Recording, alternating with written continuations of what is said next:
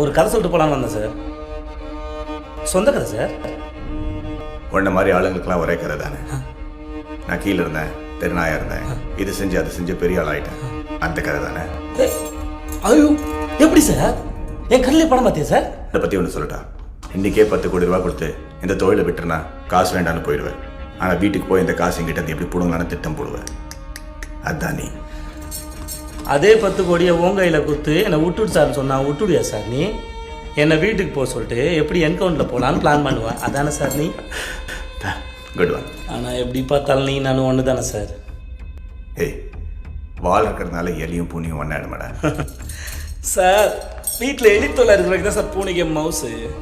ஆனால் அந்த எலி பூனைக்கு பயந்து பொரியல் வந்து மாட்டிக்கிச்சு. எந்த எலியாவது பொரியல் வந்து தன்னால் மாட்டுமா சார்? அது சரி, சாதாரண எலி அது 16 கொலை பண்ண பெருச்சாலியாச்சு.